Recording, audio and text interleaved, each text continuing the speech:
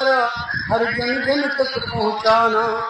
कांवड़ लेने मत जाना, तू जानत दीप जलाना। मानवता की सेवा करके सच्चे मानव बन जाना।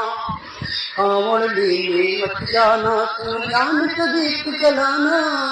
मानवता की कविता का केवल कांवड़ ही अर्थ क्यों लिया गया?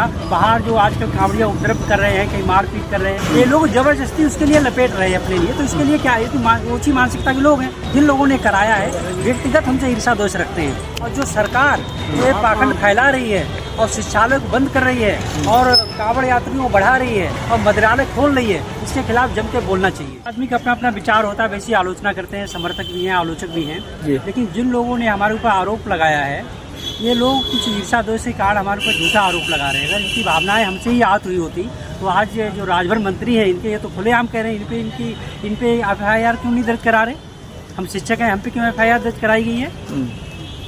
और कविता जो थी वो हमारे छोटे छोटे बच्चों के लिए थी, जो जिनका पढ़ाई ज़्यादा आवश्यक है। और बाहर जो आजकल कांवड़िया उपद्रव कर रहे हैं, कहीं मारपीट कर रहे हैं, कहीं दुर्घटनाएं घट रही हैं और नशा भी खोरी चल रही है, तो सभी कोई जान रहा है। बच्चे जाते हैं, उन पर उनका गलत असर पड़ता है। तो मैं तो बच्चों को शिक्षा प्रोत्साहन करने के लिए और इन दुर्घटनाओं से बचने के लिए कविता पढ़ी थी। कविता का केवल कांवड़ ही अर्थ क्यों लिया गया? उसमें शिक्षालय है, मनुष्यता है, प्रेम है, खुद को दीप बनाओ, काबिल बनाओ सबको, इसका अर्थ क्यों नहीं लिया गया? ये अत्यंत संकीर्ण मानसिकता के लोग हैं जो ये काम कर रहे हैं। और मैं इस चैनल के माध्यम से उनको सूचना भी भिजवाना चाह रहा हूँ, अगर वो इतने ही हिंदुत्ववादी हैं तो राजभर जो मंत्री हैं उन पर भी मुकदमा दर्ज कराएं। तो आपका क्या मकसद था? आप जो ये कविता पढ़ रहे हैं, पूरी कविता हम लोग सुन रहे हैं, पूरे देश के लोग सुन रहे हैं, तो आप देश के लोगों से क्या कहेंगे? आपका इस कविता के माध्यम से क्या संदेश आप देना चाहते थे? मैं ये कहना चाहता हूँ, मुंशी प्रेमचंद जी ने 1936 में एक बार कहा था कि साहित्य राजनीति के पीछे चलने वाली सच्चाई नहीं है, बल्कि राजनीति के आगे मसाल जलाती हुई चलने वाली सच्चाई है। तो वही सच्चाई मैं प्रकट मैंने किया है।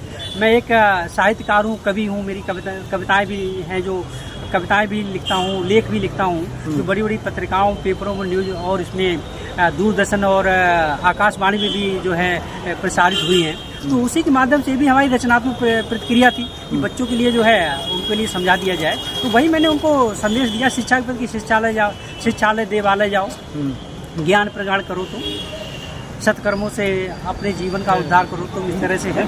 तो इसमें हमारा कोई वो नहीं है, बल्कि जिन लोगों ने कराया है व्यक्तिगत हमसे ईर्षा दोष रखते हैं। अगर इनकी भावनाएं आहत हुई होती तो अब तक ये राजभर मंत्री जो है उन पर भी मुकदमा करा दिए होते। कहीं पे पूरी कविता में मैंने धर्म का नाम ही नहीं लिया है जी।